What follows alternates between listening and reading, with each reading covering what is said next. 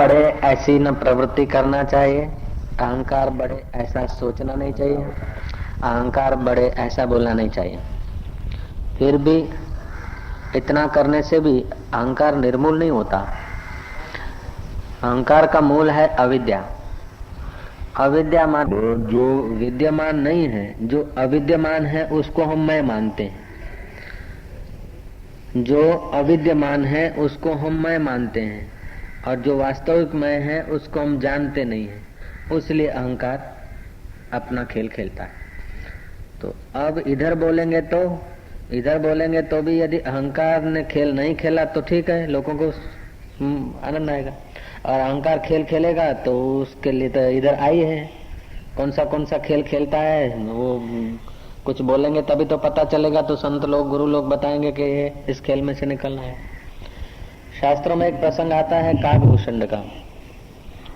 काकभूषण सतयुग को व्यतीत हुए 200 वर्ष हुए थे, उन दिनों की बात है।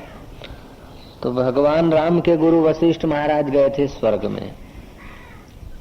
स्वर्ग में यानी स्वर्गवास नहीं हो गए थे जगदीश, स्वर्गवास नहीं हुए थे, स्वर्ग में गए थे।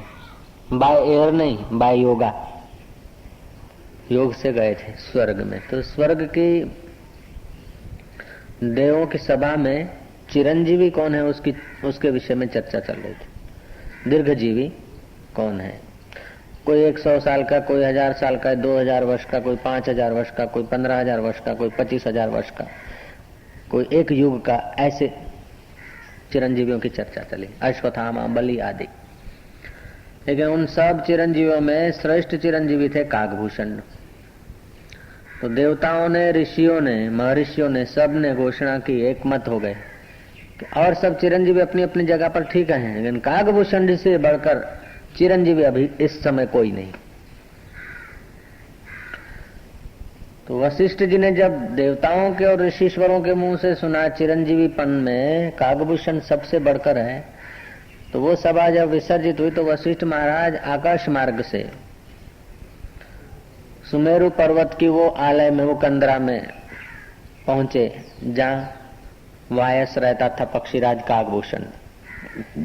और पक्षी सब उड़ गए, लेकिन काकभूषण सत्ता समान में आदर सहित खड़ा होकर अर्घ्यपात से पूजन करने लगा। किसका? के वशिष्ठ का। फिर कहा कि मुनीश्वर, आप किस निमित्त पधारे हो ये मैं सब जानता हूं, फिर भी आपके मुखारविंद से कुछ सुनना चाहता हूं। तो मुनीश्वर ने कहा कि काकभूषण, मैं उसलिए आया हूं कि तुम चिरंजीवी कैसे हुए, इतने दीर्घजीवी होने का कारण क्या? काकभूषण ने कहा, वैसे तो आप सब जानते हैं, योग से, ध्यान द्वारा भी आप सब देख सकते हैं, फिर भी मुझे पूछा है तो बड़ों के आगे बोलने से अपना उचित होता है तो प्रोत्साहन मिलता है, और गलती होती है तो जैसे पिता बच्चे की गलती को क्षमा करके और उसकी गलतियों को निकालते हुए ऊपर उठाता है, ऐसे महापुरुषों के आगे बोलने से हमारी वाणी शुद्ध होगी, गलती होगी तो निकलेगी, और नहीं गलती होगी तो प्रोत्साहन मिलेगा। इसलिए मैं जैसा अपनी मति के अनुसार बोलता हूँ। मुनीश्वर, मेरी माँ जो थी, काकभूषण कह रहे हैं कि मेरी माँ जो थी ब्रह्माणी की सेविका थी। मेरी माँ जब गर्भवती हुई तो ब्रह्माणी ने देखा कि तू अब मेरी सेवा करने के काबिल नहीं, अब तू आराम कर, बच्चों को जन्म दे, अब बच्चे जब बड़ा हो जाए तब तू मेरे पास आना सेवा के लिए। ऐसा करके ब्रह्माणी तो ध्यान में मग्न हो गई और मेरी माँ अपने घर रहने लगी। समय आने पर हमको जन्म मिला। हम जब चलने फिरने के काबिल हुए तो मेरी माँ ब्रह्माणी के पास हमें ले गई। जिस वक्त मेरी माँ ब्रह्माणी के पास पहुंची, उसी वक्त ब्रह्माणी निर्विकल्प समाधि से उतरी थी। समाधि में बैठ गए थे ना। जब समाधि में बैठ गया तो कोई आवश्यकता नहीं, सेविका की, सेवक की, अन्न के, जल की, किसी की आवश्यकता नहीं। तो ब्रह्माणी उसी वक्त समाधि से उतरी थी और हमारी माँ के आज्ञा के अनुसार हमने उसको मस्तक नमाया, आशीर्वाद चाहा। तो परब्रह्म परमात्मा सचिदानंद आनंद कन ईश्वर के परम शांत स्वभाव निर्विकल्प समाधि में उसका आस्वादन लेकर जो उसका चित्त फुरा था, तो पहला ही हम पर दृष्टि पड़ी और हमारे सिर पर उसने हाथ रखा। ब्रह्माणी की दृष्टि पड़ते ही, उनका वरदस्त हाथ मस्तक पर आते ही हमारे चित्त की वृत्तियां संसार वासना से विरक्त होने लगी और हमें परमात्मा पद प्राप्त करने की इच्छा। फिर मेरे पिता से मैंने पूछा कि हे पिता, ऐसा कौन सा स्थान है जो निर्विघ्न भगवान की भक्ति योग हो सके? तो पिताजी ने ये सुमेरु पर्वत बताया। अरे मुनीश्वर, तब मैं यहाँ आकर रहा हूँ और मैंने प्राण अपान की गति को सम किया है। हृदय से जो बाहर 12 अंगुल तक हमारा श्वास जाता है वो उष्ण होता है, हम लेते हैं तब वो शीतल होता है। जब लेते हैं तो उसे चंद्र कहते हैं और छोड़ते हैं तो सूर्य। वो जो गर्म प्राण है वो चलकर चंद्र लोक तक उसको पहुंचता है। जैसे गैसेस होते हैं ना, पतले प्राण ऊपर को उड़ते हैं, तो हमारे छोड़े हुए प्राण ऊपर को जाते हैं। सूर्य की अपेक्षा चंद्र है और चंद्र की अपेक्षा सूर्य है, एक दूसरे के पोषक है। रात होती है, रात दिन की पोषक है और दिन रात का पोषक है। ऐसे ही प्रकाश और अंधकार, धूप और छाया। धूप है तभी छाया की कदर और छाया है तो धूप की प्रतीति। ऐसे प्राण और अपान की गति को मैंने सम करके अपने चित्त वृत्ति को परब्रह्म परमात्मा में जागृत किया। हे मुनीश्वर, फिर चित्त की कला को मैंने चैतन्य स्वरूप में लगाया। हमारी चित्त की कला इंद्रियों के द्वारा बाहर घूमती है संसार में। हमारी चित्त वृत्ति 5 ज्ञान इंद्रियां, 5 कर्म इंद्रियां, 4 अंतर इंद्रियां, मन बुद्धि चित्त अहंकार, इनके द्वारा हमारी चित्त वृत्ति, हमारा कॉन्शियस जगत के तरफ घूमता है। लेकिन जहां से हमारी चित्त वृत्ति उठती है वो जगदीश्वर है। तो जगदीश्वर माना जगत का ईश्वर। तो जगत वृत्तियों से भासता है। हम रात को सो गए तो जगत गायब, समाधि में चले गए जगत गायब, मूर्छा हो गई जगत गायब। तो ये जो कुछ जगत का आना जाना, खाना पीना, लड़ना झगड़ना, मकान बनाना, बेचना बांटना, जो भी कुछ होता है वो सब हमारे चित्त की वृत्ति से होता है। तो उस प्राण अपान की कला को योगेश्वर जानते हैं। हृदय में स्थित जो चित्त है, अंतःकरण है, उससे जो स्पंदन होता है, स्फुरना होता है, धबकारे चलते हैं सारे खून रक्त के,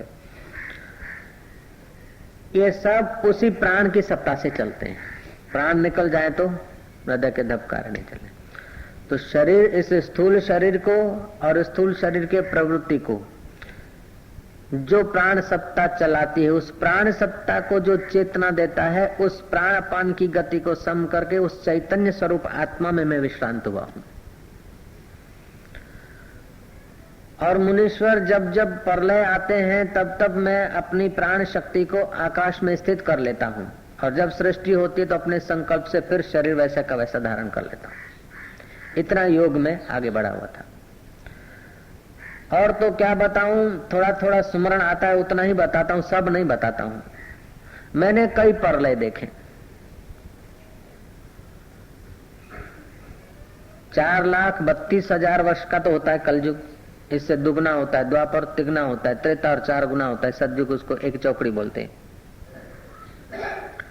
ऐसी कई चौकड़ियां बीत गई। 8 बार तो श्री कृष्ण अवतार लेकर आए, वो मैंने देखा। लो, ज्यादा नहीं, 8 बार तो श्री कृष्ण को आते मैंने देखा। 12 वक्त भगवान रामचंद्र जी आए। कभी कभी तो ऐसी सृष्टि देखी कि उस सृष्टि में सूर्य नहीं, चंद्रमा नहीं, मणियों के प्रकाश से काम चलता था। कोई ऐसी सृष्टि भी देखी कि स्त्री हुई नहीं, पुरुष ही पुरुष, और पुरुष के गर्भ से ही बालक पैदा हो। हारू थયું કે આપણે આ જમાનામાં આયા। जगदीश अच्छा हुआ देर से आया। अब कोई ऐसी भी सृष्टि है कि सूर्य चंद्र का जो प्रकाश है वो कम ज्यादा करना मनुष्यों के हाथ में। कभी ऐसी भी सृष्टियां हैं कि आदमी जन्मते हैं, फिर रोगी नहीं होते, बूढ़े नहीं होते और मरते नहीं हैं, एक साथ सब मरते।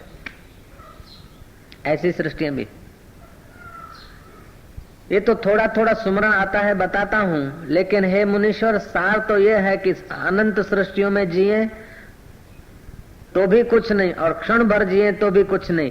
अपने आत्मा को जानकर जो जिया तो उसका जीना सार्थक है, और आत्मा को न जानकर युगों तक जिया तो मुनीश्वर व्यर्थ है। ऐसी भी सृष्टि थी। अब ये सृष्टियां दो प्रकार की होती हैं। एक होती है जो औरों की प्रतीति में आए। बात जरा गंभीर चल पड़ी, सूक्ष्म है।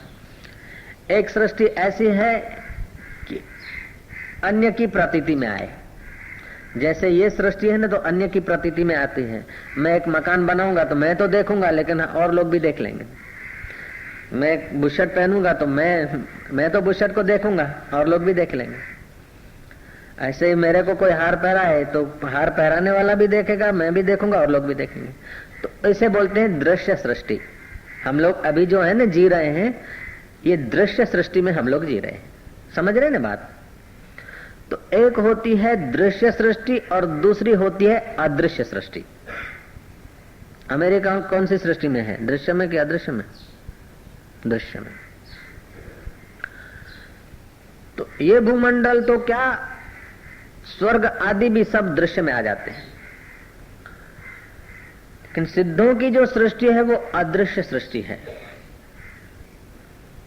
वो हम लोगों के देखने में नहीं आती। जैसे तुम सो गए और तुमने एक सृष्टि बनाई स्वप्न में, तो तुम तो उसका सुख दुख लेना देना सब महसूस कर रहे हो। तुम्हारे पास में बैठे हुए को दृश्य नहीं हो रही।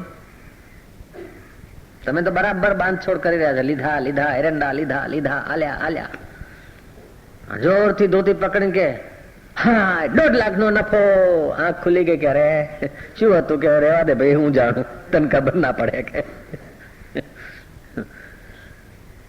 तो वो स्वप्ने की सृष्टि जैसे पड़ोसी के लिए अदृश्य थी, लेकिन स्वप्न नर के लिए तो दृश्यमान थी। ऐसे ही सिद्धों की जो सृष्टि है वो अदृश्य है। वो अपने संकल्प से सृष्टि बनाते हैं और संकल्प मात्र से पदार्थ हो जाते हैं। हम लोग तो संकल्पों को इंद्रियों में लाते हैं, इंद्रियों को कर्मों में लाते हैं, और कर्म जब परिणाम देते हैं तब हमको पदार्थ मिलते हैं। ठीक है ना? मुझे संकल्प हुआ कि गुलाब के फूल होने चाहिए, मेरे पैर चले, आंखें ने देखने का काम किया, हाथों ने रुपए निकाले, मालिक को दिए, तब फूल आए। हाँ, तो हमारा संकल्प सिद्ध होने में इंद्रियां चाहिए, मन चाहिए, प्रवृत्ति चाहिए, तब परिणाम आते हैं। लेकिन सपने का पदार्थों में इंद्रियों की जरूरत नहीं रहती, संकल्प मात्र से टाइम बे टाइम, मौसम अमौसम सब तैयार हो जाता है। आम की मौसम ना हो लेकिन सपने में आम रोज खा सकते तुम। छायू थी ना, छायू, गिदरा, तरबूज, तो उनकी मौसम तो होती है अभी, लेकिन आप बारिशों में भी खा सकते हैं, उसके पहले भी खा सकते, बेमौसम खा सकते, क्योंकि संकल्प मात्र है। ऐसे ही सिद्धों की सृष्टि में संकल्प मात्र होता है। मैं हिमालय में गया था, आज से 15-17 साल पहले की बात है। वहां एक कोई योग साधक मिला, उसने बोला मेरे शिष्य को ध्यान लग जाता है स्वामी जी, और उसको सिद्धों के दर्शन होते, मेरे को नहीं होते। मेरा जो शिष्य है उसको मैंने बताया ऐसा ऐसा ध्यान करो, उसका ध्यान लग गया और वो इतना आगे बढ़ गया कि उसको तो सिद्धों के दर्शन होते हैं, मेरे को नहीं होते।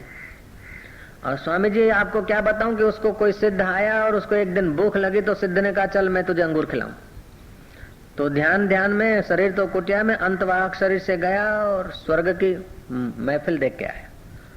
और भूख लगी थी तो एक बढ़िया बगीचे में से अंगूर खाए और फिर ध्यान में आ गए अपने शरीर में। तो बैठा था तो भूखा, लेकिन उठा तो बोले मैं अंगूर खा के आया हूं। स्वप्न जैसा नहीं कि स्वप्न में खाए और जागे तो भूखा, नहीं, ये सिद्धों की सृष्टि के अंगूर खाए हुए थे। तो मैंने उसे कहा कि सिद्ध कौन है, उस सिद्ध को बोलो तुम्हारा नाम बताए। ये कौन कह रहा है कि वो जो मुझे मिला था उसने कहा। अब उसकी भाषा में बोलता हूं। मैंने उसको, मेरे शिष्य को कहा, माना आशाराम ने नहीं, वहां वाले ने मेरे शिष्य को कहा कि उस सिद्ध को बोलो कि तुम कौन हो और मेरे को ध्यान में तुम दिखते हो, मदद करते हो, अपना थोड़ा परिचय दो। तो दूसरे दिन उसने परिचय बताया कि मेरा 1000 वर्ष की उम्र है और यहाँ विचरता हूँ, और तू जो है न मेरा कई जन्मों पहले मेरा भाई है, और एक बार हम दोनों भाई बोड़ी पर बैर खाने को चढ़े थे। कोई कारणवशात तू गिर गया था, तेरी मृत्यु हो गई थी और मुझे वैराग्य लगा था और मैं भगवान के तरफ चला। तो मैं योग साधना करते करते सिद्ध गति को प्राप्त हुआ। तू मर के फिर अजगर हुआ, फिर भेड़िया हुआ, फिर कौवा हुआ, फिर हाथी हुआ। तो हर योनि में मैं तेरा इंतजार करता है। अभी तू मनुष्य शरीर में पहुंच आया है और ऐसी अवस्था है, तो अब मैं तेरे को मदद कर रहा हूं। बोले आप दर्शन दो। मैं दर्शन वर्शन की इच्छा मत कर, मैं तुझे प्रेरणा दे के ऊपर उठा रहा हूं, दर्शन की इच्छा मत कर। तो मेरे शिष्य को मैंने दूसरे दिन कहा कि तू आग्रह करके दर्शन दो।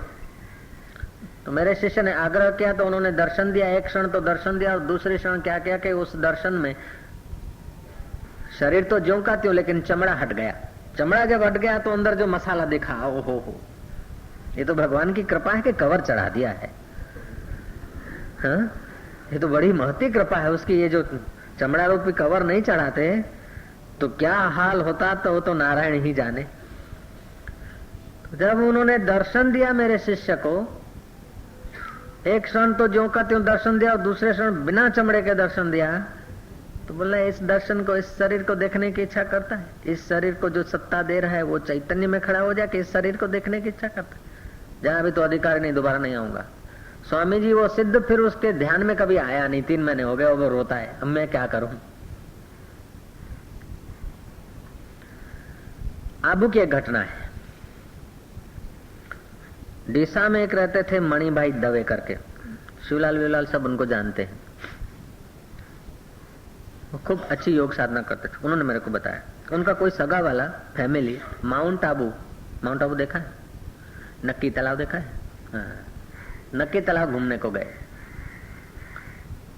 तो लड़का 8, 9, 10 साल का, वो थोड़ा आगे पीछे हो गया। सनसेट पॉइंट ये वो देखने में, कुछ भीड़ भाड़ में।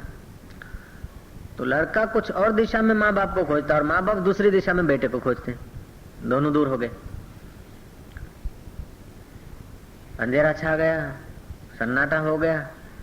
थोड़ी देर का सनसेट पॉइंट का मेला शेला होता है और लड़का जंगल की तरफ भटक गया और माँ बाप तालाब से शहर की तरफ भटक रहे। मम्मी मम्मी माँ माँ करके लड़का रोता है। तो एक योगी आया, बोले चल मेरे साथ बेटा, अब जंगल है, रात को इधर फिर नहीं। आंखें बंद कर। आंखें बंद की, घड़ी भर में बोला आंखें खोल। आंखें खुलवाई तो देखा कि बड़ी विशाल गुफा है, धुआं जल रहा है। आटा में नमक मिर्ची डाल के उसके गोल लड्डू बनाए जाते हैं और फिर सेकने को रखते हैं। उसे बाट भी कहते हैं, ठेठा भी कहते हैं। बाटी भी कहते हैं, ठेठा भी कहते हैं। तो वो बाटी निकाली, लड्डू निकाला आटे को, सेका हुआ, बड़ा मधुर लगता है, मीठा लगता है, हमने खाया हुआ है। तो आधा बाटी दी, थोड़ा घी डाल दिया, लड़का का पेट भर गया। हाथ घुमा के सुला दिया, लड़का सो गया। सुबह हुआ कि mummy papa mummy papa mummy mummy मामा मामा। बोले ठीक है चलते हैं बेटा, चलो घबरा नहीं। सुबह के 8-9 बजे होंगे। वो योगी ने कहा अच्छा आंख बंद कर। आंख बंद किया तो नक्की तालाब, नक्की तालाब। देख तेरी माँ और तेरा बाप खोज रहे तेरे को, देखो रहे। बा बा बा करके जो गया तो बेटा मारा बेटा, आते क्या हाँ तो कि पहला बाप जी नहीं पास है। तो बाप जी की तरफ इशारा करते तो दिखते नहीं। और तालाब में तो खुला पैसेज है। ऐसे गिरनार में भी है। तो एक है दृश्य सृष्टि और दूसरी है अदृश्य सृष्टि। अब व्यवहार दृष्टि से देखा जाए तो दृश्य सृष्टि में संकल्प होता है, संकल्प के बाद क्रिया होती है और क्रिया के बाद क्रिया के अनुकूल भी परिणाम आए और थोड़ा विपरीत भी परिणाम आए। बराबर है ना? अदृश्य सृष्टि में क्रिया की आवश्यकता नहीं, संकल्प में इतना सामर्थ्य होता है कि पदार्थ उस रूप हो भासते हैं। लेकिन ये दोनों सृष्टियां जिस चित्त से दिखती, उस चित्त को जो चेतता, उस परमात्मा में मैं विश्राम पाता हूं। मुनीश्वर तुम्हारे आगे मैं सच कहता हूं। ये कौन कह रहे हैं? कागभूषण कह रहे हैं वशिष्ठ जी को। तो प्राण अपान की कला को सम करके, सूर्य चंद्र को सम करके, हृदय से 12 अंगुल पर्यंत जो हमारा श्वास जाता है, अपान हम लेते हैं, वो प्राण, इसको जो चेतता है, उस चैतन्य में जो मैं पने की बुद्धि करके स्थिर होता है, वो मोक्ष भागी हो जाता है।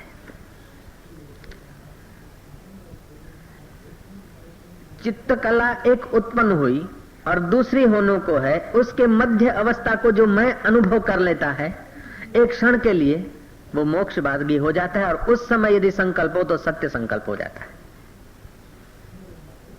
तुमने देखा होगा कभी कभी तुम्हारी बात, तुम जो बोलते हो ना, अचानक तुमको पता भी नहीं, आगे पीछे का सोचे बिना ऐसे स्वाभाविक बोलते हो ना, अहंकार बिना का जब बोलते हो तो बात सच्ची हो जाती है। और किसी घृणा में आकर, अहंकार में आकर, किसी वासना में आकर जब बोलते हो तो 1000 बार बोलते हो फिर भी सच्ची नहीं होती।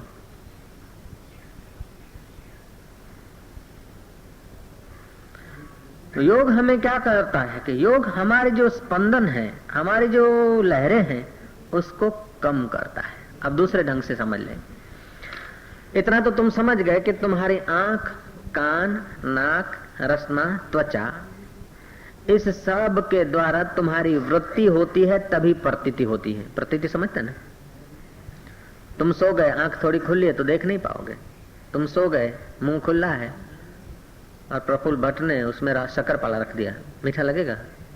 नहीं लगेगा। तुम सो गए और बापू आ गए और सिर पे हाथ रख दिया, उस वक्त एहसास नहीं होगा कि अरे बापू का हाथ, ओ सेंट ऐसा नहीं बोल सकते। क्यों? कि तुम्हें स्पर्श हुआ, तुम्हें रस मिला, तुम्हें शब्द सुनाई पड़ा, तुम्हें रूप दिखा, लेकिन तुम्हारी वृत्ति गहरी सोई हुई है। तो ये सब होने पर भी तुमको एहसास नहीं होगा। तो इन 5 ज्ञान इंद्रियों के द्वारा, फिर चाहे मंदिर की बात हो, चाहे मस्जिद की हो, चाहे मैं खाना हो, चाहे और कोई खाना हो। अफीमची 2 आपस में मिले थे, अरे यार मैं तो एक बार झूमता झूमता खूब पिया था। अफीमची चर्चा कर रहे थे आपस में, खूब मैंने पिया, अब मुझे तो यार क्या पैखाना मैखाना जैसा दिखने लगा। और फिर मैं वहां गया, वो जूने जमाने के डब्बे बब्बे रखते थे, नालियां गटर सिस्टम नहीं थी। मैं तो पै को मैं समझकर यार पूरी डब्बी पी गया, लेकिन मेरे को नशा नहीं हुआ यार, ऐसा आदमी हूं मैं तो। अब ये जो मैं की अफीम की बात करें, वो भी एक वृत्ति है। भक्त भक्ति की बात कर रहा है, वो भी एक वृत्ति है। योगी योग की बात कर रहा है, वो भी वृत्ति है। सेल्समैन सेल्समैनशिप कर रहा है, वो भी तो एक वृत्ति है। और वृत्ति में जितनी तन्मयता होगी, एकतानता होगी, उतना, और सामने वाले की वृत्ति जितनी तुम्हारी वृत्ति से थोड़ी कम जोर होगी, उतना तुम्हारी वृत्ति का उस पर प्रभाव पड़ेगा। मैं एक सेल्समैनशिप दिखाता हूं तेरे को। ये दवाइयों का सेल्समैन है वहां अमेरिका में। तो एकाग्रता से क्या, वृत्ति में पावर है। इसने मेरे को बताया कि बापू आपके संपर्क के बाद तो मेरे जो साहब में ऑफिसर है ना, पहले तो बड़ा ऐसा रहता था, लेकिन अब थोड़ा सा ही खाली ध्यान में करा तो मैं चाह के ऐसा आज प्रोग्राम न बनाए तो अच्छा। तो मेरे मन में थोड़ा सा ऐसा आया, तो वो तो कहीं प्रोग्राम बना रहे थे ले जाने का, कुछ करने का, फिर वो चिंता, उसका मूड चेंज हो गया, बड़ा अद्भुत हुआ, चमत्कार हुआ, ऐसा बोला था ना। तो ये सारा का सारा खिलवाड़ जो है सफल होने का और निष्फल होने का, तो जिसकी वृत्ति कमजोर है वो हारता है, और जिसकी वृत्ति जोर है उसका संकल्प सिद्ध होता है। ये संकल्पों की दुनिया है। ऐसा दिन में तुम्हारे संकल्प कई हुआ करते हैं। एक वृत्ति तुम्हारी उठी कि मैं जाऊं, देर हो गई, जरा चाय पी लूं। दूसरी वृत्ति हुई कि है साईं के पास आए, चाय पीने के बाद सत्संग के अमृत पी रहे। सत्संग का अमृत पीने की वृत्ति जोड़ है और चाय की वृत्ति वीक है तो आप बैठे हैं, और चाय की वृत्ति जोड़ है, सत्संग की वृत्ति वीक है तो आप उठ के खड़े हो जाएंगे। एक वृत्ति कहती है कि दारू पीना अच्छा नहीं, लेकिन पीने की पुरानी आदत। तो एक वृत्ति तो कोस रही कि नहीं पीना चाहिए, नहीं पीना चाहिए, छोड़ दिया 8 दिन 10 दिन, लेकिन पी हुई वृत्ति जो स्पीड है बार बार हुई है कि नहीं पीना तो चाहिए लेकिन आज का जन जरा पी लो। तो 2 साल पहले की पी हुई वृत्तियां हैं, नई पी हुई वृत्तियां हैं कुछ घड़ी भर की, और कोई साधु संत ने उसको सपोर्ट भी दे दिया तो आपने 8 दिन 10 दिन नहीं पिया, लेकिन वो 3 साल 5 साल पीने की वृत्ति है, और फिर अभी तुमने थोड़ा सा करके उसमें उमेरा कर दिया। जय जय। अब क्या हुआ, बोलोगे साईं मैं तो नहीं चाहता हूं लेकिन मेरे अंदर कोई बैठा है जबरन मुझे पिला रहा है। कोई बैठा नहीं है, वृत्तियों की बहुसंख्या है। नन्हे नन्हे आदमी हो लेकिन हो 2000, और तंदुरुस्त आदमी हो बेचारा अकेला, और बीच में तुम हो, और तुम भी 2000 की तरफ खींचो तो वो तुम्हारा मित्र क्या करे। चिंता ऐसी डाकिनी काट कले जो खाए, वैद्य बेचारा क्या करे कहां तक दवा लगाए। ये तो कबीर ने कहा। चिंता से तुम्हारा शरीर अच्छा नहीं हो रहा है तो चिंता का प्रमाण ज्यादा है और दवा का प्रभाव कम हो जाता है। ऐसे ही मैं कहता हूं, वृत्ति ऐसी डाकिनी काटी कले जा खाए, साईं बिचारा क्या करे कहां तक कथा सुनाय, सियावर रामचंद्र की जय। हमारी वृत्ति थोड़ी मकान में, थोड़ी दुकान में, थोड़ी क्रेडिट में, थोड़ी इधर में, थोड़ी उधर में, तो साईं कथा सुनाकर तुम्हें साक्षात्कार करवाना चाहते हैं, लेकिन तुम्हारी वृत्ति घड़ी भर के लिए भी यदि साईं के तरफ आती तो आनंदित हो जाती। लेकिन तुम वहां चाहते भी हो लेकिन वहां आती ही नहीं, लगती नहीं, तो 1000 वृत्तियां और हो जाती, उसीलिए देर होती। वरना संसार में, अब मुद्दे की बात समझ लेना, संसार में 2 पदार्थ है जगदीश का बच्चा। क्या है? 2 वस्तु है। एक वो है जो दिखती है, एक जो है दिखती है, हमारी नहीं है। अमेरिका की कारें दिखती है, हमारी थोड़े। इंडिया की कारें दिखती है सब, हमारी थोड़ी। एक वो वस्तु है जो दिखती है और दूसरी वो वस्तु है जो हमारी होती है। जो दिखती है वो सब हमारी नहीं, और जो हमारी है वो रहती नहीं। ठीक है? जो दिखती है वो सब हमारी नहीं और जो हमारी है वो रहती नहीं। जब जब वृत्ति याद आती है कि हमारी है, कि अहंकार को मजा आता कि आपड़ू छे। मकान तो पृथ्वी पे खड़ा है लेकिन अहंकार बोलता मेरा मकान। पैसे बैंक में है, वृत्ति कहते कि अपने पास इतना पैसा है। वृत्ति को ही संतोष है, और पैसे लेके छाती पे रोज सोए तो भी मजा नहीं आए, और पैसे या तो पैसे हमको छोड़ जाएंगे या तो पैसे को हम छोड़ जाएंगे, ये भी समझते हैं। लेकिन वृत्ति रिपीटेशन होती है तो अंदर मजा आता है, रस बना है कि हाँ 2 બંગલા છે, એક તો ભાડું આવે છે, એકમાં રહીએ છે, અને 7 લાખ રૂપિયા છે, આપણે चिंता નથી। तो 2 वस्तुएं, एक जो दिखती है हमारी नहीं और जो हमारी है वो रहेगी नहीं। तो वृत्ति इन वस्तुओं को पाकर वृत्ति यदि संतुष्ट है तो वृत्ति जब टूट जाएगी, शरीर जब हट जाएगा, तो या तो धन में वृत्ति लगेगी तो फिर उस मकान के इर्द गिर्द छछुंदर होकर रहो, कौवा होकर रहो, अथवा उस मकान में आके फिर जन्म लेके रहो। कौवा होके रहो, चाहे छछुंदर होके रहो, चाहे मनुष्य होके रहो, किसी के गर्भ में तो आना पड़ेगा, ऊंधा तो लटकना पड़ेगा। तो ये वृत्तियां जो है, इन वृत्तियों को वृत्ति रूप से जानकर वृत्ति के सत्यत्व से जो निवृत्ति कर लेता है वो मुक्त मोक्ष भागी हो जाता है, और वृत्तियों के साथ जो बहता है वो संसार भागी हो जाता है, और वृत्तियों में जो सुखी दुखी होता है वो सुख दुख का भागी हो जाता है। तो वृत्तियां भी 4 प्रकार की होती है कि बापू आ तो टॉप है, क्रीम है क्रीम। भोगी की वृत्ति में भोग होते हैं, पाश्चात्य जगत में अकल, होशियारी, बुद्धि, पढ़ाई लिखाई, चतुराई सब इस शरीर को सुख पहुंचाने के काबिल बस कि बीजू कहीं छे। पाश्चात्य जगत में वहां के लोगों का जीवन कैसा है? सारा अकल, होशियारी, पढ़ाई लिखाई, फ्रेंडशिप सर्कल, ये वो सब कायम है। डॉलर और डॉलर से सामान, सामान से सुख, शरीर तक।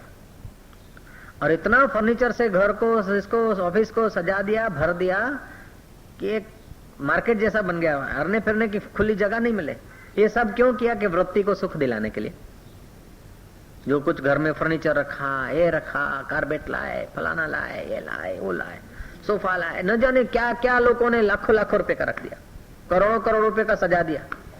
ये सब सजावट के बाद भी वो सुख तो चाहते न। सोक्रेटिस को कोई ले गया सेठ, बड़े स्टोर में आनंद प्रमोद के सब साधन मिलते थे, बड़ा विशाल स्टोर, घुमाया, देखा। सोक्रेटिस सब घूम के आए। सेठ ने कहा तुम्हारे को जो कुछ लेना ना, आई विल पे, मैं पेमेंट करूंगा। देख के वो बाहर आया और खूब नाचा। मैंने कहा क्या हो गया? ऐसे ही बाबा जैसा तो था कुछ, क्या हो? बोले तुम इतना इतना सब ये सामान खरीद करके उसके लिए डॉलर इकट्ठे करो, डॉलर खर्चो, सामान रखो, उसको सफा करो, सजाओ, फिर तुम सुख चाहते हो। इतना मजूरी करने के बाद भी तुम सुख चाहते हो, तुम्हारी वृत्ति में सुख नहीं। इन सब के बिना मैं इतना सुखी हूं, मैं कितना भाग्यशाली हूं। खूब नाचा हूं। तो वृत्ति, भोगी की वृत्ति पदार्थ एकत्रित करके सुखी होना चाहती है। तो भोगी की वृत्ति में भोग प्रधान है, भक्त की वृत्ति में स्मृति प्रधान है। खाए तो भी जय श्री कृष्ण, पानी पिए तो जय श्री कृष्ण, कुछ लिया तो जय श्री कृष्ण, अथवा हरिओम, हरे राम, अल्लाह, मियाँ, जो भी कुछ। तो भक्तों की वृत्ति में स्मृति का प्राधान्य है, भोगी की वृत्ति में भोग प्रधान है, योगी की वृत्ति में एकाग्रता प्रधान है। योगी तब आनंदित होता है जब चित्त एकाग्र है, वृत्ति एकाग्र है, तो योगी समाधि का सुख लेता है। और समाधि टूटी तो योगी को अच्छा नहीं लगता। लेकिन योग के साथ यदि तत्व ज्ञान है तो ज्ञानी की वृत्ति में न स्मृति प्रधानता है, न भोग प्रधानता है, न योग प्रधानता है। ज्ञानी की वृत्ति में ज्ञान प्रधान है। वो ज्ञान की आंख से देखता है कि सब वृत्तियों का खिलवाड़ है, इन वृत्तियों को देखने वाला मैं इनसे सदा निवृत्त हूं, असंग हूं। इसलिए ज्ञानी ज्ञान में भी पूरा है, योग में भी पूरा है, भोग में भी पूरा है, स्मृति में भी पूरा है। पूरे हैं वे मर्द जो हर हाल में खुश हैं, मिला अगर माल तो उस माल में खुश हैं, हो गए बेहाल तो उस हाल में खुश हैं। पूरे हैं वे मर्द जो हर हाल में खुश हैं। ज्ञानी पूरा मर्द है। बाले बालवताम, बालकों के साथ बालक जैसा, युवा युवा, जवानों के बीच पूरा जवान। मिल गए बुजुर्ग तो पूरा बुढ़ा बुजुर्ग, मिल गए त्यागी तो बड़ा त्यागी, मिल गए रागी तो बड़ा रागी, मिल गए ड्राइवर तो ड्राइवरों का सरदार। क्योंकि उन्होंने अपनी वृत्ति को वृत्ति समझा। जैसे तुम किसी साधन को ठीक समझते हो, उसका बढ़िया उपयोग कर सकते हो। किसी मशीन को समझते हो, आप मैकेनिक हो, किसी विषय को, किसी वस्तु को जितना आप अच्छा समझते हो, ठीक ढंग से उसका आप ज्ञान रखते हो, उसका आप ठीक उपयोग भी कर सकते हो। ऐसे ही ज्ञानी मन को, बुद्धि को, चित्त को, वृत्ति को, सब को देखता है, इसलिए इनका उपयोग करता है, उसमें लिपायमान नहीं होता। श्री राम। और अपन लोग क्या है कि मन मनन करता तो हम सोचते हैं हम सोच रहे हैं, बुद्धि निर्णय करती तो हम सोचते हैं कि मेरा निर्णय है, आंखें देखती तो हम लोग बोलते हैं मैं देख रहा हूं, कान सुन रहे तो बोलते मैं सुन रहा हूं। हम इन वृत्तियों में मैंपने का आरोप कर लेते, अपने को पृथक नहीं जानते।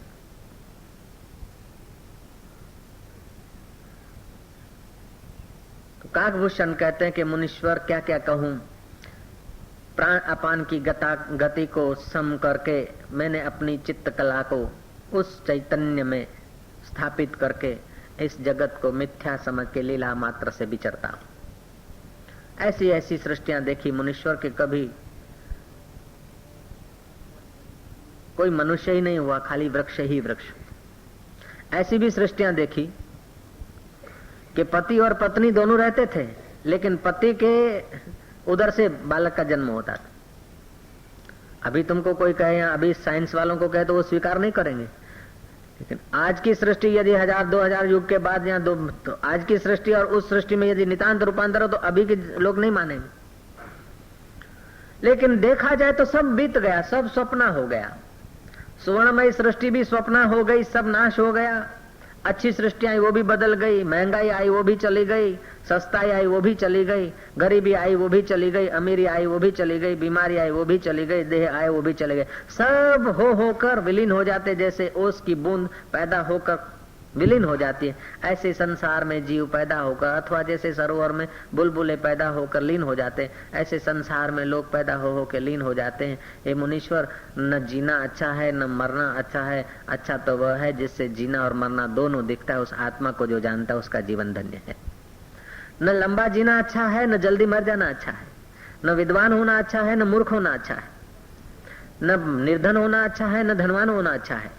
अच्छे में अच्छा जो चैतन्य स्वरूप परमात्मा, उसको मैं रूप से जो मान जानकर आत्मा में जग जाता है, वो फिर धनवान है तो भी पूजने योग्य है, निर्धन है तो भी पूजने योग्य है। ये मुनीश्वर, इस प्रकार मैंने ब्रह्माणी की कृपा प्रसाद को विकसित करके अपने स्वरूप को जाना है। ये थोड़ा कुछ जो स्मरण हुआ वो तुमको बताया है। बड़ों के आगे अपनी बात बताने से गलती होती तो निकल जाती, और अच्छा होता है तो प्रोत्साहन मिलता है। मुनीश्वर, और मैं क्या आपकी सेवा करूं।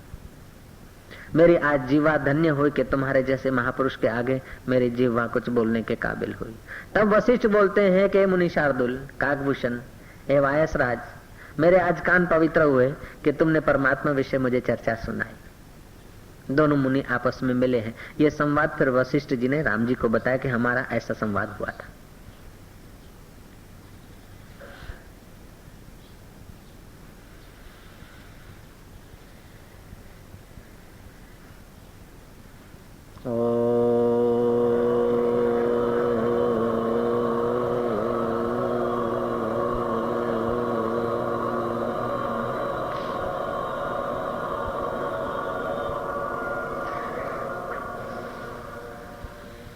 हरि ओम।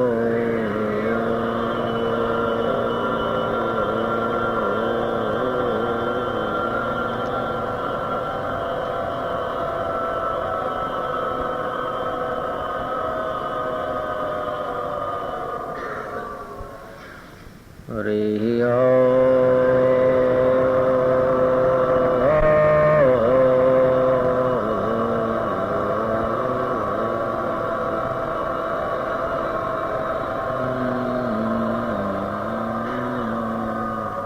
थाम रखो, फिर उसे धीरे धीरे छोड़ो। फिर छोड़ा हुआ श्वास जल्दी न लो,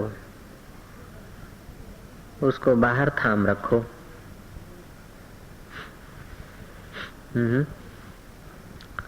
उस श्वास को बाहर थाम रखो।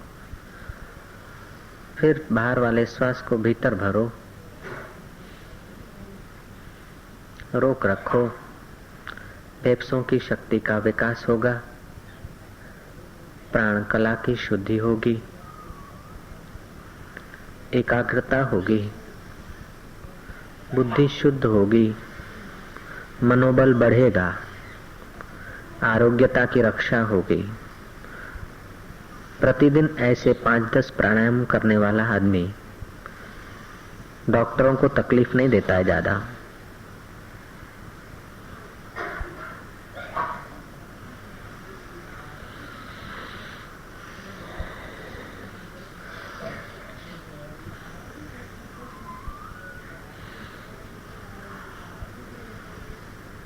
उंगल होता है तो उसका सत्य संकल्प सामर्थ्य बढ़ने लगता है। 10 उंगल होता है तो उसे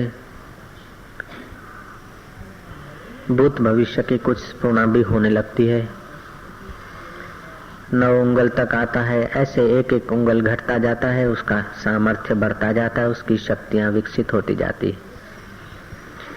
इंद्रियों का स्वामी मन है और मन का स्वामी प्राण है। इंद्रियाणां मनोनाथ मनोनाथस्तु मारुतः। जिसके प्राण की कला, जिसने प्राण को रोका उसका मन रुक जाता है, जिसका मन रुक गया उसके प्राण की गति मंद हो जाती है। प्राणायाम करते जाओ और अपने चित्त को शांत करते जाओ। कहानियां, कथाएं और समाचार बहुत सुने हैं। इन बाह्य बातों को, बाह्य समाचारों को, बाह्य व्यवहारों को करते करते खोपड़ी खाली हो रही है। अब उन बाहर की बातों को बाहर ही रखो, तुम तो भीतर परमात्मा शांति में डूबते जाओ।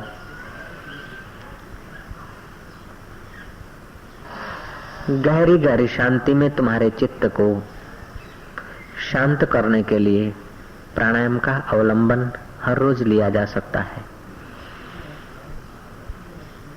ઊંડો શ્વાસ લેવાનો, રૂંધી રાખવાનો, ધીરે ધીરે છોડવાનો, છોડેલો શ્વાસ જલ્દી નહીં લેવાનો। તે પ્રમાણે 5-7 પ્રાણાયામ કરવાથી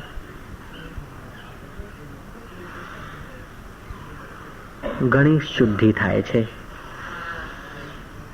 અને પછી શુદ્ધ સ્વરૂપ આત્મા હું છું, પ્રાણોને નિહારનાર હું સાક્ષી ચૈતન્ય,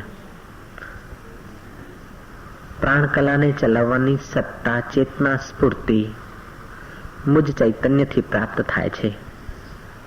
તે હું શાંત સ્વરૂપ આત્મા છું। मैं शांत स्वरूप आत्मा में विश्रांति कर रहा हूँ।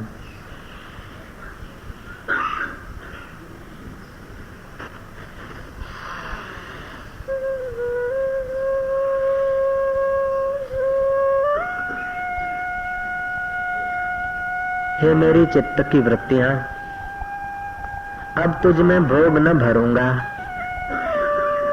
तुझ में स्मृति न भरूंगा, तुझ में निवृत्ति प्रवृत्ति न भरूंगा। अब तो मैं तुझे निहारूंगा। वृत्तियां तो अनेक आए और जाए, लेकिन मैं तो वही का वही हूँ। मैं अपने आप में आराम पाऊंगा। जैसे ब्रह्मज्ञानी महापुरुष अपने आप में जग जाते हैं, सब कुछ करते हुए भी निर्लेप नारायण रूप होते हैं। अब तो मैं ब्रह्मज्ञानी महापुरुषों के प्रसाद को अपने जीवन में उतार रहा हूँ। हे मेरे मन, हे मेरी चित्त वृत्तियां, तुम्हारी चंचलता, तुम्हारी भोग वासना मुझे युगों से भटकाती आई है।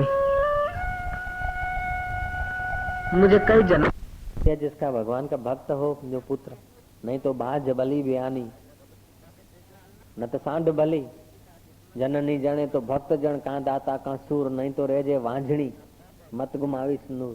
तो पुत्र गुरु ऐसा है, ऐसा है, गुरु ऐसा है। जैसा संग होता है ऐसा रंग लग जाता है। राम जी का दर्शन, सीता जी की सेवा और लखनलाल जैसे का चित्त बदल जाता है। तो तुम कौन से बाग की मूली हो? ध्वनि सुनकर ग्वाल और गोपियां भी देह अभिमान का मैल उतार कर निर्मल हो रही थी। ऐसे अब हम निर्मल हो रहे हैं। निर्भव जपे सकल भव मिटे, संत कृपाते प्राणी छुटे।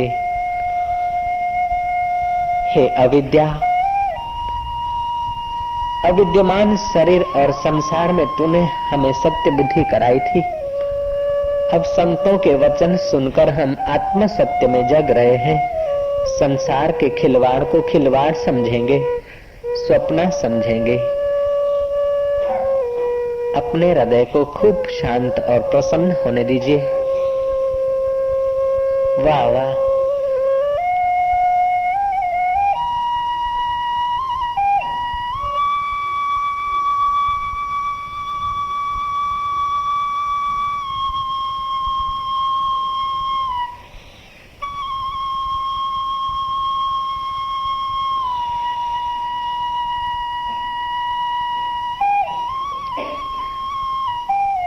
जो दिल को धड़कन देने की सत्ता, जो दिल को धड़का रहा है, वह दिलबर आत्मा ही मेरा सार है। मकान मेरा नहीं, मकान ईंटों का है। दुकान मेरा नहीं, ऑफिस मेरी नहीं, देह मेरा नहीं, लेकिन हजारों देह को जो चला रहा है वो चैतन्य मेरा आत्मा ही मैं है। वाह वाह, आज मैं अपने आत्मदेव में, आज मैं हृदय के छुपे हुए परमात्मा के करीब आ रहा हूँ। मंदिर के भगवान के पास पुजारी भले ही खड़ा रहे, मंदिर के भगवान को लोग भले ही खोजते रहे, मंदिर के मालिक को लोग भले ही पुकारते रहे, मैं तो दिल के मालिक को पुकार रहा हूँ। मैं तो दिल के मंदिर की ओर निहार रहा हूँ। वाह वाह, बाहर का मंदिर तो मिस्त्री ने बनाया है, बाहर का मंदिर तो करिया और कारीगर ने बनाया है, लेकिन ये दिल मंदिर तो मालिक ने स्वयं सजाया है और स्वयं विश्रांति करता है। वाह वाह वाह वाह, हमारी चित्तवृत्ति दिल के मंदिर की मुलाकात कर रही है, हमारी चित्तवृत्ति भीतर के मंदिर में विश्रांति पा रही है।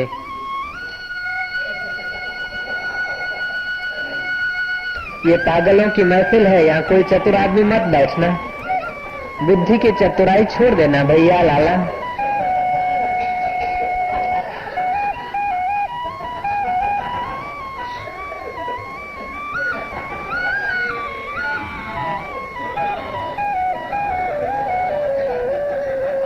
मन की मनसा मिट रही है, भरम गए सब दूर। भ्रांति थी ये खाऊंगा, ये करूंगा, ये पाऊंगा तभी सुखी होऊंगा। अरे मैं स्वयं सुख रूप हूँ।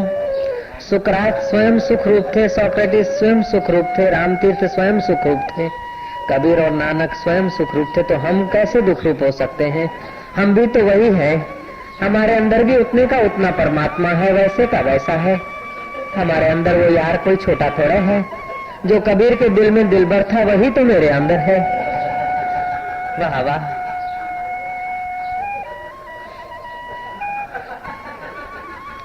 ए दुनिया के शराब पीने वाले, ए बोतलों की शराब पीने वाले, बोतलें तुम्हें मुबारक हो।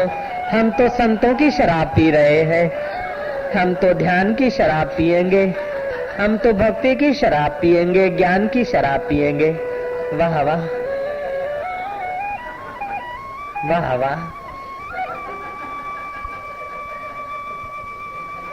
मां दे चेवा पुट।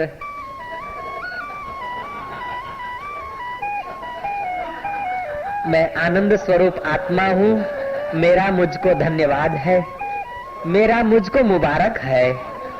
मैं आज अपने घर में लौट रहा हूँ, सदियों से भटकता हुआ आत्मा आज आराम कर रहा है राम में। वाह वाह, नूरानी नजर सां दिलबर दरवेशन मुखे निहाल करे छॾियो। भाग्य होया गुरु संत मिलाया, प्रभ अविनाशी घर में पाया।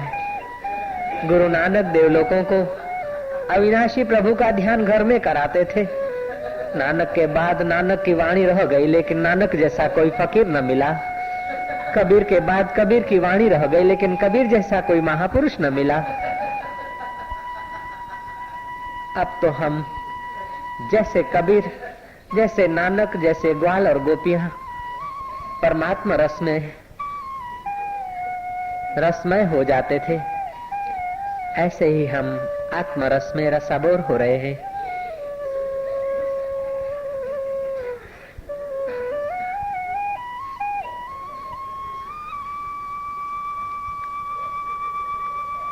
धनभागी थी वो गोपियां जो बंसी के नाद मात्र से चित्त की चंचलता भूल जाती थी, दिल में आराम पाती थी।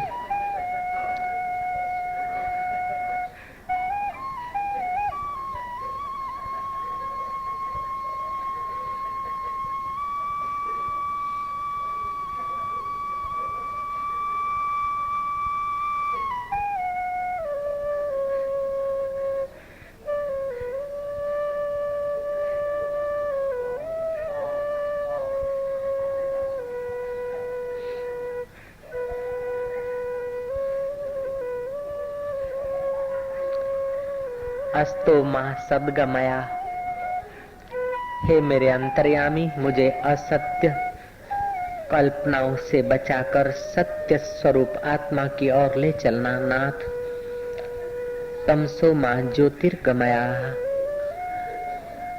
अज्ञान अंधकार से हटाकर आत्मज्ञान की ओर, आत्म ज्योति की ओर ले चलना मेरे प्रभु। मृत्युर्मा अमृतम गमया, मरने वाले देह की ममता से, मरने वाले मित्र परिवार संसार के मोह से हमें बचाकर अमर आत्मा की ओर प्रीति कर देना मेरे प्रभु। ओम अस्तो मां सद्गमया, तमसो मां ज्योतिर्गमया, मृत्युर्मा अमृतम गमया।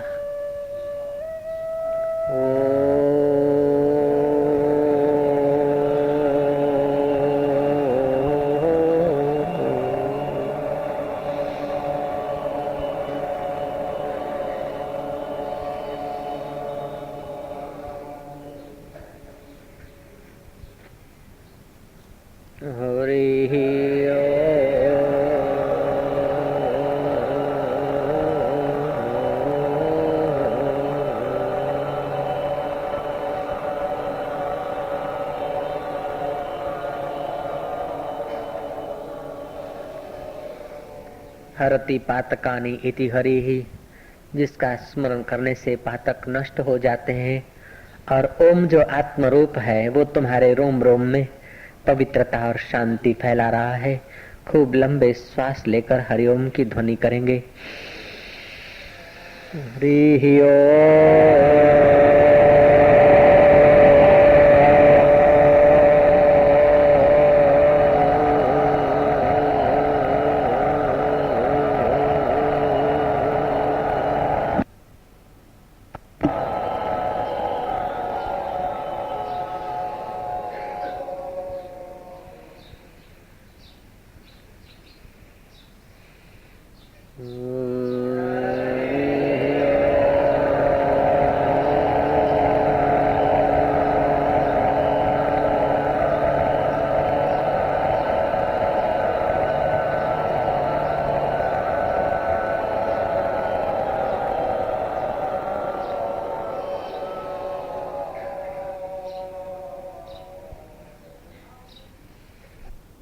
का श्वास भीतर आ रहा है,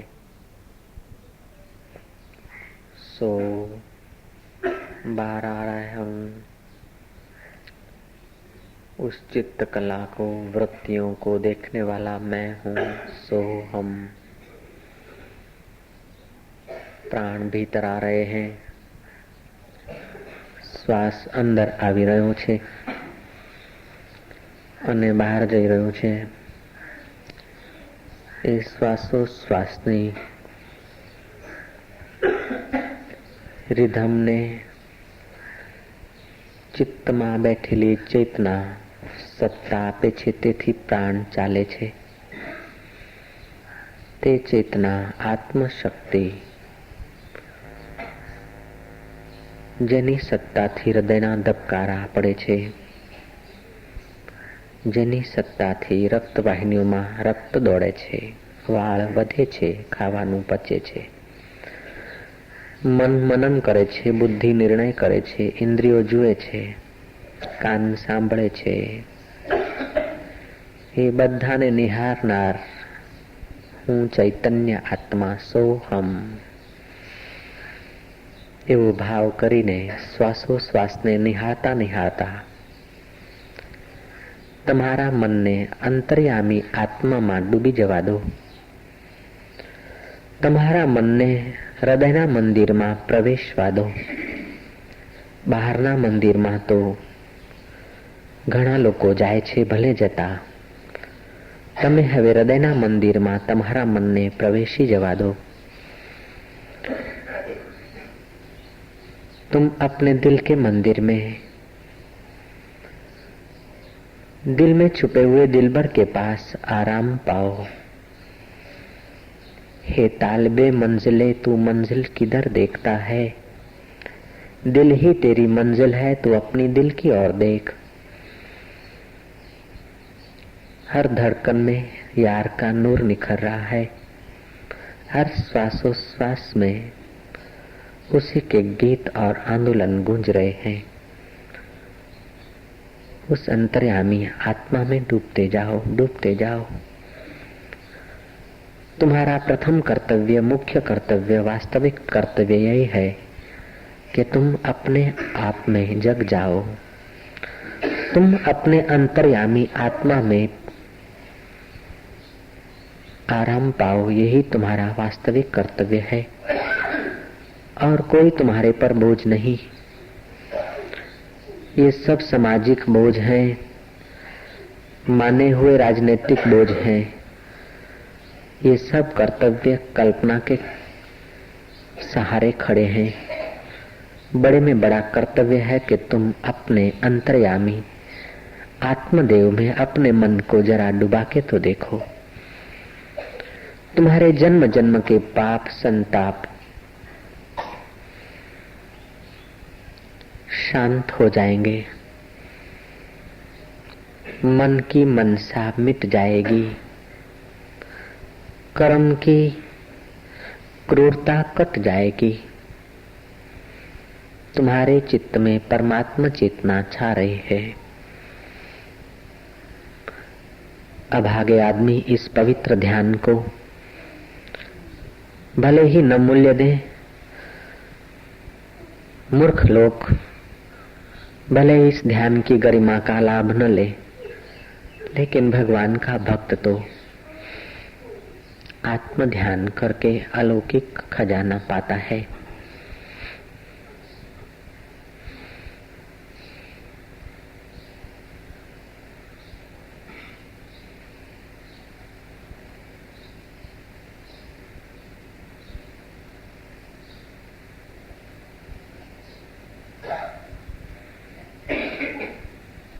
शांति में डूबते जाओ। ध्यान के समान कोई तीर्थ नहीं, ध्यान के समान कोई यज्ञ नहीं, ध्यान के समान कोई तप नहीं, कोई दान नहीं, कोई स्नान नहीं। तीर्थों में तो तुम्हारा शरीर स्नान करता है, लेकिन ध्यान में तो तुम स्वयं परमात्मा की शांति में स्नान करते हो। यज्ञ में तो 5 प्रकार की वस्तुएं, गुगल, चावल, शक्कर, घी, जौ, तिल। यज्ञ में तो पंच हवि की आहुति दी जाती है, लेकिन ध्यान के यज्ञ में तो तुम्हारे 5 विकारों की आहुतियां होने लगती है। बाहर के यज्ञ में तो वस्तुएं अग्नि में जाती है, लेकिन ध्यान के यज्ञ में तो तुम्हारे विकार परमात्मा में स्वाहा होते हैं। वाह वाह।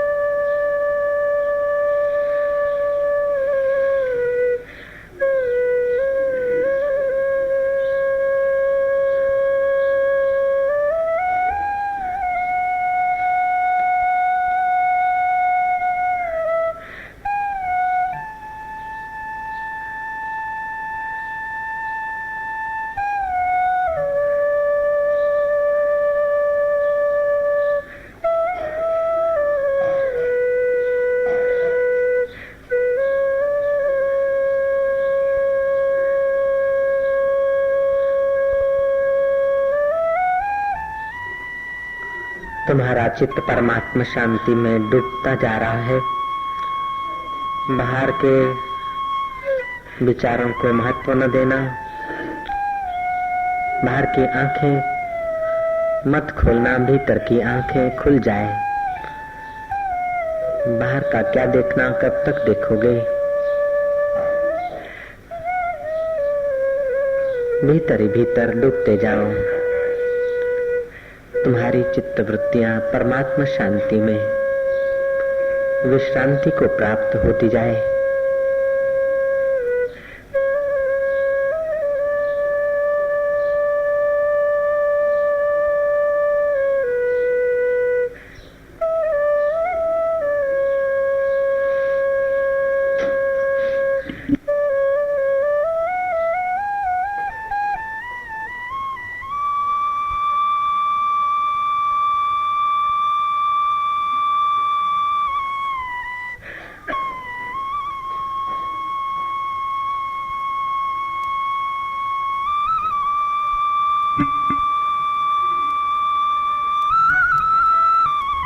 कृष्ण कन्हैया बंसी बजैया, वृंदावन की कुंज गलियों में, साधक के दिल की गलियों में तो ठुमक ठुमक रास रचैया।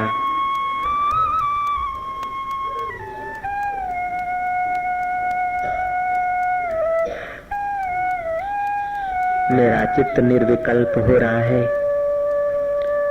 मेरे मन की चिंताएं दूर हो रही है, चित्त का चिंतन दूर हो रहा है। मैं श्वासोश्वास को देखने वाला चैतन्य आत्मा हूँ, सो हम। प्राण तो मन को चलाता है, मन इंद्रियों को चलाता है, इंद्रियां शरीर को चलाती हैं, शरीर संसार के व्यवहार को चलाता है। इन सब के चलाने की सत्ता तो मैं ही देता हूँ, मैं ही सब कुछ चला रहा हूँ। सो हम, वो मैं चैतन्य आत्मा हूँ, आनंदो अहम। मैं आनंद स्वरूप हूँ, मैं शांत स्वरूप हूँ। मेरा मुझको धन्यवाद है, मेरा मुझको प्रणाम है, मेरा मुझको खूब खूब स्नेह है। अपने आप को घड़ी भर के लिए प्यार करके तो देखो तुम कितने प्यारे हो। तुम कार को प्यार करते हो, कार प्यारी हो जाती है। मकान को प्यार करते हो, मकान प्यारा हो जाता है। दुकान को प्यार करते हो, दुकान प्यारी हो जाती है। तुम अपने आप को जो प्यार करके देखो तुम कितने प्यारे हो। वाह वाह वाह वाह। हृदय को खूब प्रसन्नता से भर दो। मैं आनंद स्वरूप हूँ, मैं खुश हूँ, सुख रूप हूँ। वाह वाह। श्वास लईने हूँ, प्रणाम करो। वाह वाह।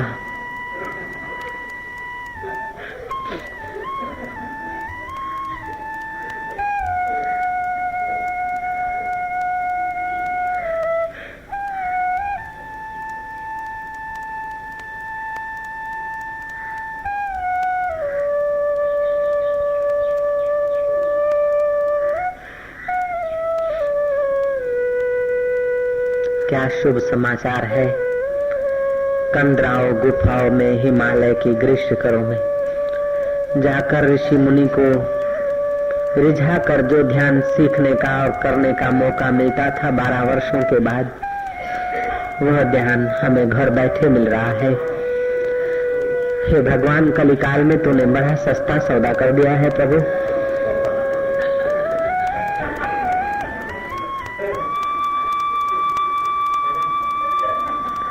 बड़े साईं को वर्षों की मेहनत के बाद जो मिला,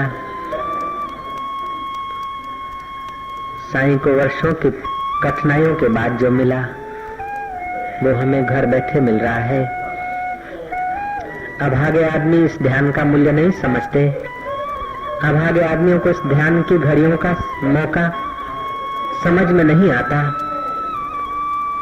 किसी ध्रुव से पूछो, नारद की जरा सी मुलाकात ने तुझे निहाल कर दिया था। किसी मीरा से पूछो, संतों की संगति ने तुझे मतवाली बना दिया था। किसी तुकाराम से पूछो, किसी एकनाथ से पूछो, किसी एकलव्य से पूछो कि गुरुओं का सानिध्य कितना कीमती है।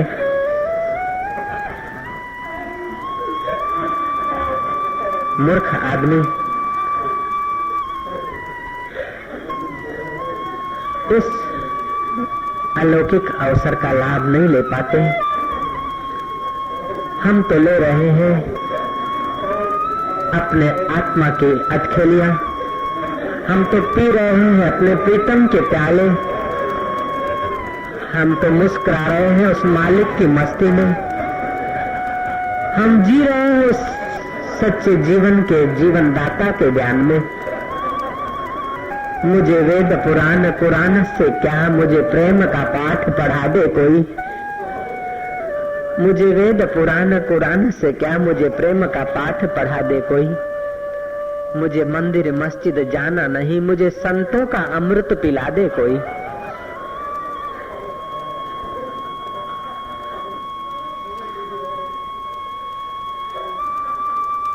जहाँ ऊंच और नीच का भेद नहीं, जहाँ जात और पात की बात नहीं, न हो मंदिर मस्जिद चर्च जहाँ, न हो पूजा नमाज में फर्क वहाँ। बस प्रेम ही प्रेम की सृष्टि मिले, अब नाव को खींच चलो वहाँ। अब अपनी चित्त की वृत्ति को उस आत्मा के सागर में, अपने जीवन की वृत्ति को परमात्मा के सागर में चलने दो। संसार की सड़कों पर कब तक तुम्हारी वृत्ति टकराएगी? किश्ती तो सागर में ही शोभा देती है, वृत्ति तो परमात्मा सागर में ही शोभा देती है। संसार के संबंधों में कब तक टकराओगे अपनी किश्ती को? अपनी नाव को सड़कों पर कब तक घसीटोगे? अपनी नाव को तो परमात्मा रूपी दरिया में तुम फैलने दो, अपनी नाव को तो तुम परमात्मा रूपी सागर में लहराने दो।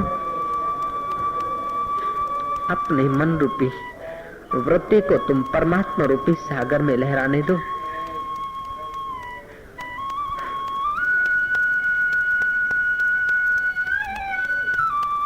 मीरा प्रेम उन्माद से भाव विभोर होकर नाचती थी। मूर्ख लोग उसकी मजाक उड़ाते थे, अभागे लोग उस पर हंसते थे, लेकिन वो हंसने वाले जीवन भर रोते रहे। लेकिन मीरा का बेड़ा पार हो गया। चैतन्य महाप्रभु गौरांग न्याय शास्त्र, सांख्य शास्त्र, वैशेषिक शास्त्र में बड़े विद्वान, अच्छे अच्छे पंडितों को हरा लिया। इतने महापंडित थे, लेकिन हृदय का रस न मिला। वो सब कुछ छोड़कर हरि हरि बोल करके कीर्तन में हृदय का रस ले रहे थे। रस स्वरूप परमात्मा में मस्त हो जाते थे। जीवन जीने का ढंग बाद में प्राप्त हो गया। विद्वता का अहंकार छोड़ दिया। निर्दोष नन्हे मुन्ने किनाही भगवान नाम में मस्त हो जाते थे। चैतन्य महाप्रभु हरि हरि बोल करके नाचते थे, झूमते थे। हृदय भाव विभोर हो जाता था, प्रेम के उन्माद से मस्त हो जाता था उनका हृदय। और उस प्रेम उन्माद के वातावरण में और मनुष्य भी मस्त हो जाते थे, पशु और प्राणी भी नाचने लग जाते थे। वाह वाह, हरि हरि बोल।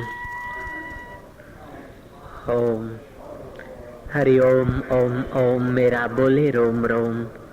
हरि ओम ओम ओम मेरा नाचे रोम रोम। हरि ओम ओम ओम मेरा झूमे रोम रोम। ये राम नाम की बूटी बाबा तू घोल घोल के पी, गा गा कर पी, चुप हो कर पी, झूम झूम कर पी।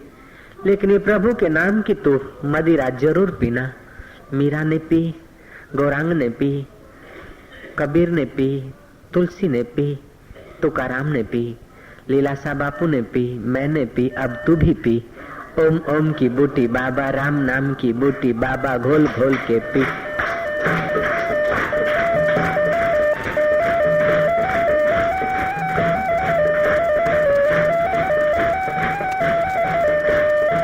प्रेम से खूब आनंद से हरे हरे हरे हरे हरे हरे हरे हरे हरे हरे बोल।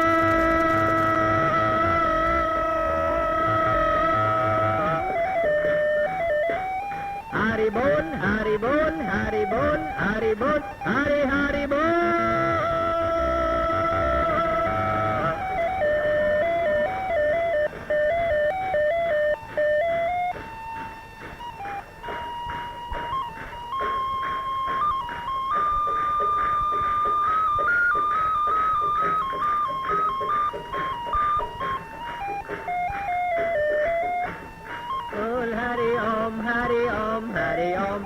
ओम हरे ओम हरे ओम हरे ओम हरे ओम हरे ओम हरे ओम हरे ओम हरे ओम मेरा बोले रोम रोम हरे ओम हरे ओम हरे ओम हरे ओम हरे ओम।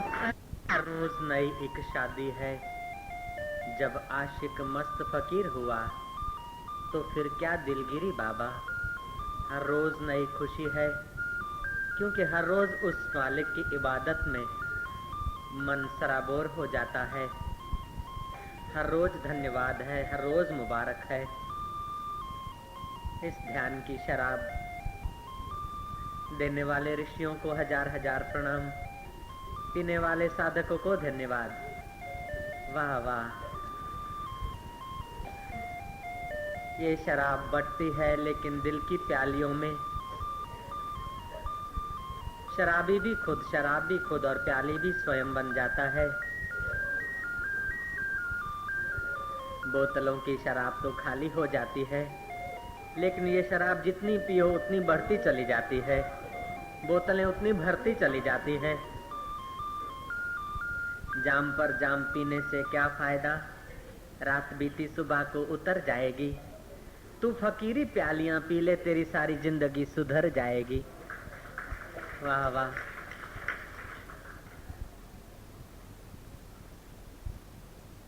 मन की मनसा मिट गई, कबीर जी कहते हैं। जब ये ध्यान की प्यालियां पी, जब फकीरी शराब की चुल्लू भर पी, मन की मनसा मिट गई, भरम गया सब दूर। गगन मंडल में घर किया, काल रहा सिरकूट। जिसके चित्तवृत्ति परमात्मा रस से सराबोर हो जाती है, उसके मन की मनसाएं, कामनाएं मिट जाती है। कामनाएं पूरी नहीं हो सकती, जीवन पूरे हो जाते हैं। लेकिन जब भगवान का रस मिलता है, रब का रस मिलता है, नानक सतगुरु भेटिया मैल जन्म जन्म दे लथे।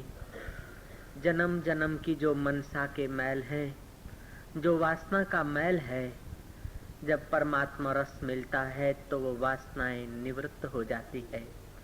नानक अपनी भाषा से कहते हैं, कबीर जी अपनी भाषा में कहते हैं। कबीर कहते हैं, गुरु धोबी शिष्य कपड़ा, गुरु धोबी शिष्य कपड़ा, साबुन सर्जनहार। सुरत शिला पे बैठ के निकले मैल अपार। मन मेरो पंछी भयो, उड़न लाग्यो आकाश। स्वर्ग लोक खाली पड़ो, साहेब संतन के पास। नानक सतगुरु भेटिया मैल जन्म जन्म दे लथे। जन्म जन्म के हमारी वृत्ति में भोग के जो मैल लगे हैं, वासनाओं का जो मैल लगा है, जब ध्यान का अमृत पीते हैं तो वो मैल धुल जाता है। गुरु धोबी शिष्य कपड़ा, साबुन सर्जनहार। सर्जनहार परमात्मा का नाम जो है साबुन है।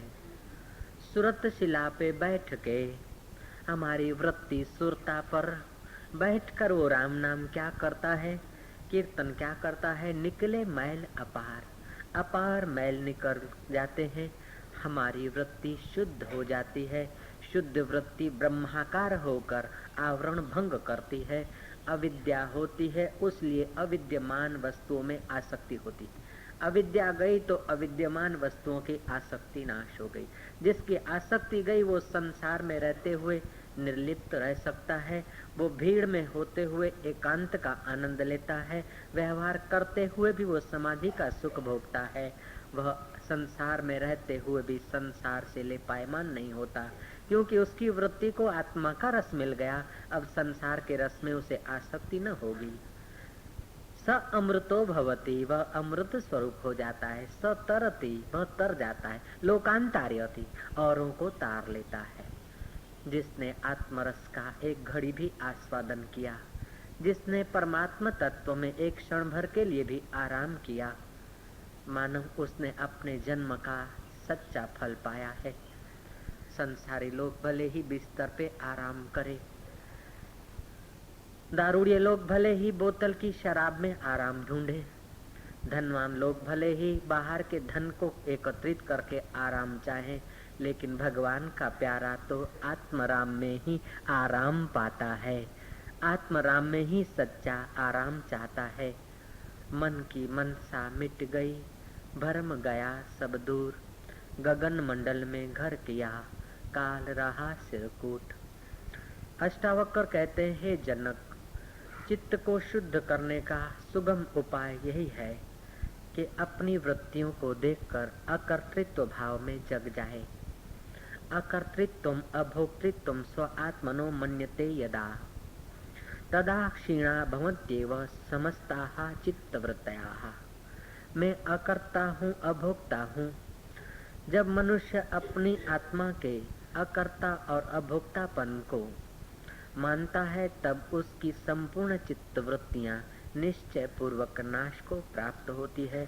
चित्तवृत्तियाँ ही तो विकार पैदा करती, वृत्ति में ही तो काम आता है, वृत्ति में ही तो लोभ आता है, वृत्ति में ही तो चिंता आती है, वृत्ति में ही तो मोह आता है। जो वृत्तियों से निवृत्त आत्मा को मैं मानकर अभ्यास करता है, उसकी चित्त वृत्तियाँ उसे फिर सताती नहीं। वो संसार सागर में रहते हुए भी डूबता नहीं, संसार सागर से पार हो जाता है।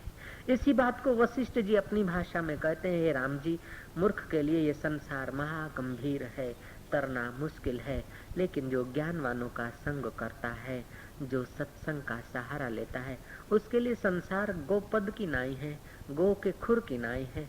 उसके लिए संसार तरना बच्चों का खेल है। निष्क्रिय सदा निसंग हो तू, करता नहीं भोगता नहीं, निर्भय निरंजन है सदा, निर्भय निरंजन है अचल, आता नहीं जाता नहीं। मत राग कर मत द्वेष कर, चिंता रहित हो जा निडर। आशा किसी की क्यों करे, संतृप्त हो सुख से विचर। वो फिर किसी वस्तु की, किसी पदार्थ की, किसी अवस्था की आशा इच्छा में अपने जीवन को गिराता नहीं, वो तो आत्मा के रस में मस्त रहता है। ओम ओम ओम ओम। काकभूषण वशिष्ठ को कहते हैं, मुनीश्वर, ब्रह्माणी उस रस में से उठी और मेरे पर उसकी पवित्र दृष्टि पड़ी, तब मेरी चित्तवृत्तियां संसार की आसक्ति छोड़कर आत्माकार हुई। मुनीश्वर, देवता लोग जो मेरी प्रशंसा करते हैं, हे मुनीश्वर, तुम्हारे जैसे ऋषिश्वर और मुनीश्वर जो मेरे पास आते हैं दर्शन देने को, ये सब उस परम ध्यान की कृपा का परिणाम है। मैंने कई युग देखे हैं, 8 बार श्री कृष्ण को आते देखा है, 12 वक्त भगवान राम को आते देखा है। वेदव्यास जी ने महाभारत रची थी, युग युग में नए नए शास्त्र बनते हैं। ऐसे कई युग बीत गए, लेकिन उस सब युगों को बीतते देखने वाला मेरा आत्मा कभी बीता नहीं। मेरी वृत्तियां बीत गई, मेरे चित्त के संस्कार बीत गए, मेरे शरीर की अवस्थाएं बीत गई, मेरे कई शरीर बदल गए, लेकिन मैं वही का वही अपने शांत स्वभाव में हूँ। उस शांत आत्मा का, मेरे अंतर्यामी परमात्मा का ही सर्वत्र जय है। हे मुनीश्वर, भगवान विष्णु, भगवान शिव उसी आत्मा में मस्त हैं।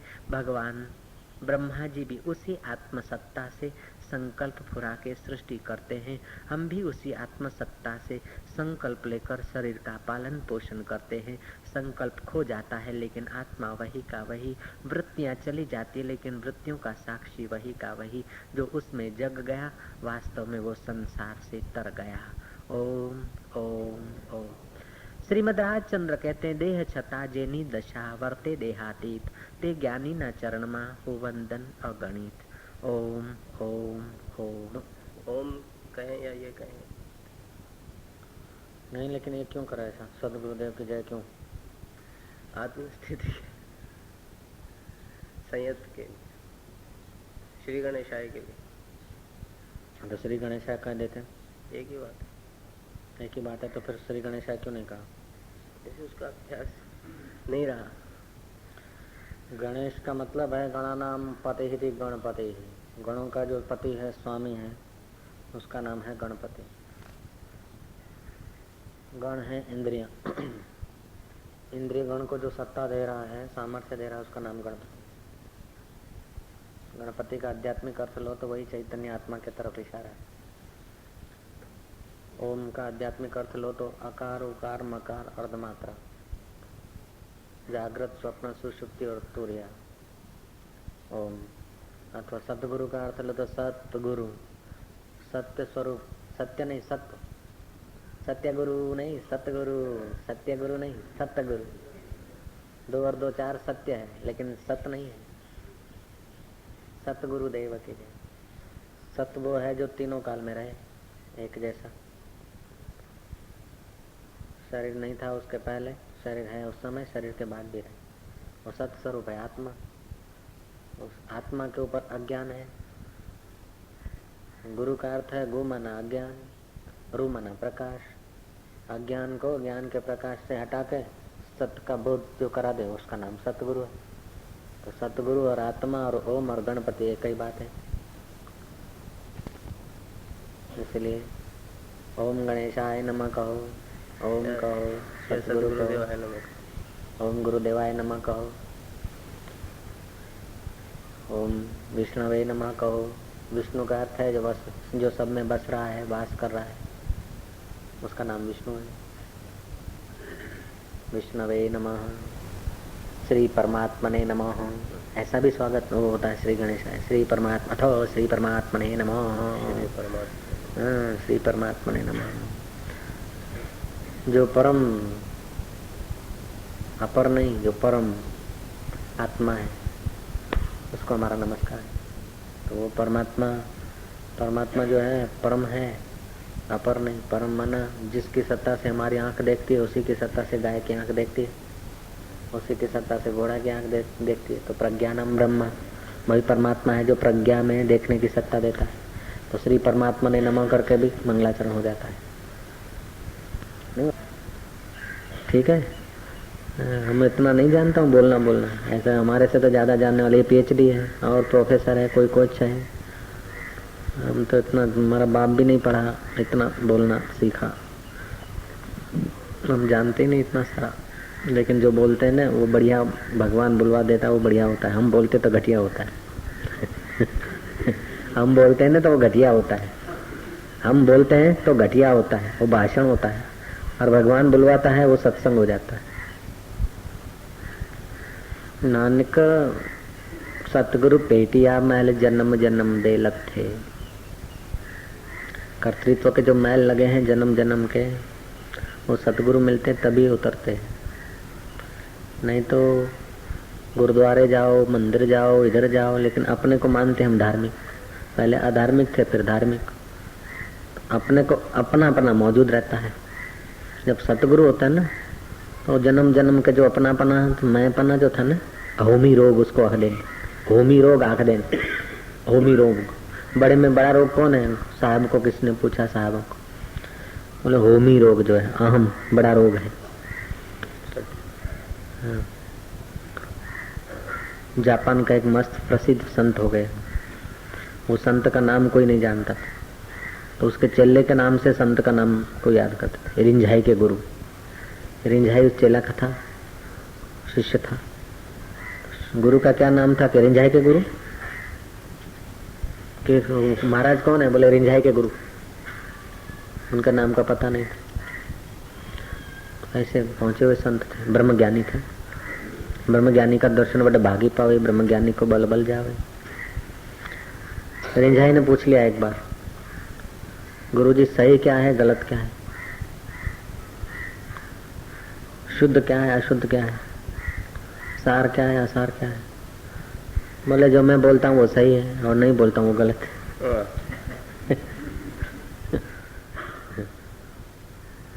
मैं जो करता हूँ वो सार है, नहीं करता हूँ वो असार है।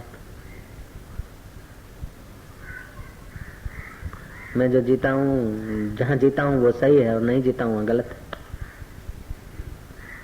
रिंझाई ने फिर बात को खोला, लोगों के लिए खुलवाया। बोले गुरुजी आपसे भी तो कभी गलती होती होगी, आपके बोलने में भी तो कभी तो गलत आ जाता होगा, आपके करने में भी कभी गलती आ जाती होगी। गुरु ने कहा हाँ, जब मैं था तब गलती हो सकती थी, अब मैं नहीं हूं। मैं जहाँ जीता हूँ वहाँ सही है और नहीं जीता हूँ वहाँ गलत है। तो मैं जीता हूँ अपने आप में, ब्रह्म में, वो सही है। संसारी जीते देह में, वो गलत है।